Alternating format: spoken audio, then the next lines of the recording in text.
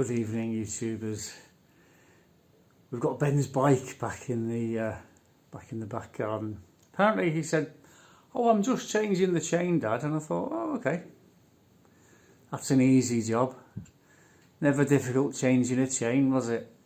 Well, see, for the last 100 years, they've used a thing called a split link, which is a little link in the chain that's different to all the rest, and you just go pop the screwdriver and you push the link out and the chain comes off.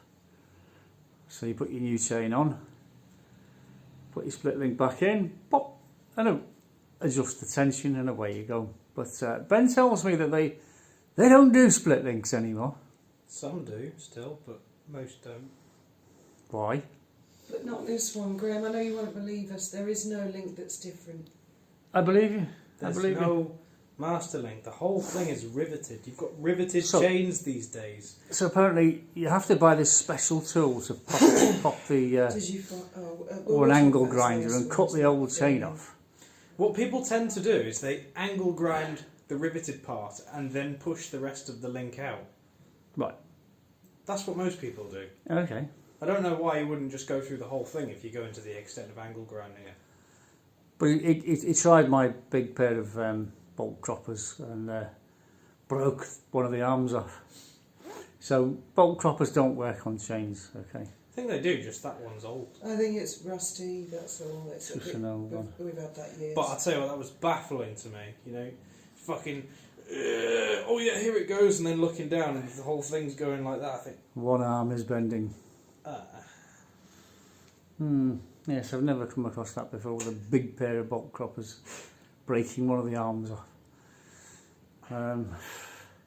So there we go.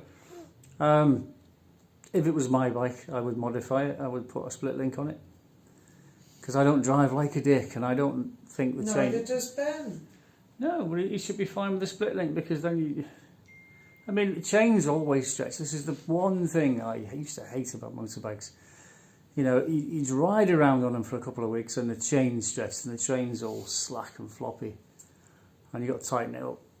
And then a few weeks later, it's all floppy again, so you've got to tighten it up. Anyway, I came across shaft drive motorbikes, and they're great. Because guess what? You don't need to tighten the chain up every 5 minutes. And I had a few shaft drive motorbikes, and they're really good, really good. And Ben tells me that not only do they not do split links anymore, but they don't do shaft drive motorbikes. It's very rare to find one. So things are just getting worse, aren't they? And you can't just take the spark plug out, clean it, put it back in anymore, because Depends on the bike, you can on some. on Ben's bike you've got to take the tank off and start stripping the engine from the top. No, you can get it from the outside. So how long did it take you to take your spark plug out, clean it and put it back in? It'd take a while. A while. I mean, it would Got to take the tank rack, fairings, fuel tank, and then you're there. would have taken me 5 minutes back in my day, you know, and a wire brush and a spark plug remover. And it's a shame, because you look at bikes today and you think, that's smart, I like that, but they're just so difficult to work on. I mean, they're just, it's as if someone's gone out of their way to think of making it really, really difficult to work on things. Because part of the pleasure of having a motorbike, I thought back in the day, was you fixed it yourself. You didn't have any money, you couldn't afford to pay anybody, so you had to learn to fix it yourself, and you didn't take it long to learn because they weren't complicated. And you just got on with it, and that was that. Anyway, the bike is stuck in the garden because his chain's had it. He's got a new chain. So what's the script? You're going to try and cut it off with an angle grinder? We're going to sort something. I'm just going to take it to someone who has the fucking tool, because I've looked online for the proper thing and it's 200 quid, and I'm not spending that. That's how much I would spend on just paying someone to do it. Why don't you use a hacksaw and just saw it off? I don't know where the hacksaw is at the moment. In the mudroom. No, it's not. It's not just not that. In the drawers, We've there's a got whole tools packet of tools are yes, but you've got to scattered. find the bendy bit that you attach them to, and I don't know where that is. got a Chinos to get one with 3 No. quid each. Chino's is closed. I've been It's out the 3 weekend. times now, and I said to you two, any more orders, anything else you need doing, Yeah. or just go Chinos, or just go Promoto, or just get us a drink, or just do this. Can you just just do that. No. No. All week I've been just doing things for both of you. Enough. Enough. Anyway, my brother is having a cold snap. It's dropping to -7. So he's having to root out his finest antiques to keep the log fire burning. Good night. May your God go with you. Hello, it's freezing again. Right.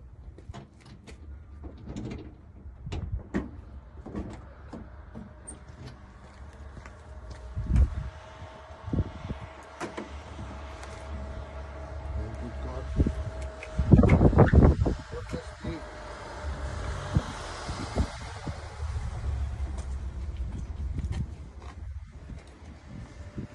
When you don't know where to start, just start. Evidently it's going to be -7, so yeah, this needs to be done.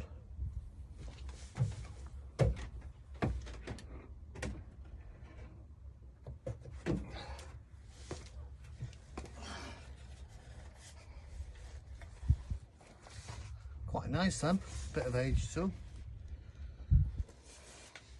Pretty good condition really.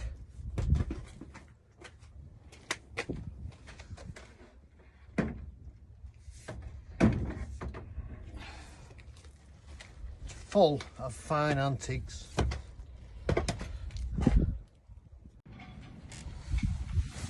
Hey, where is it?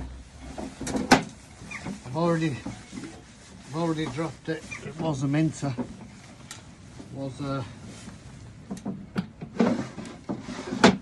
Canterbury magazine rack. It's got all its feet, everything. So I'll just pop this down here.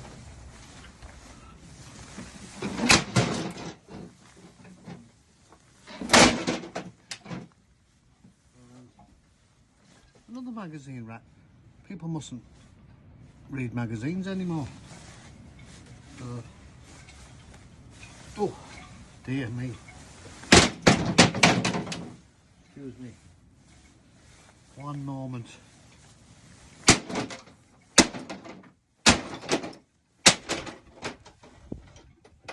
I'll be back.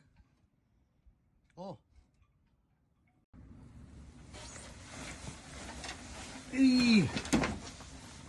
I decided to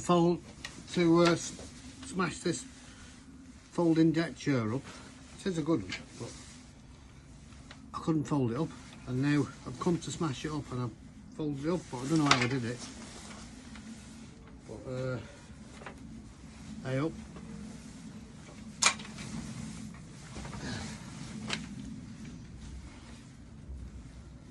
There's no going back. Yeah.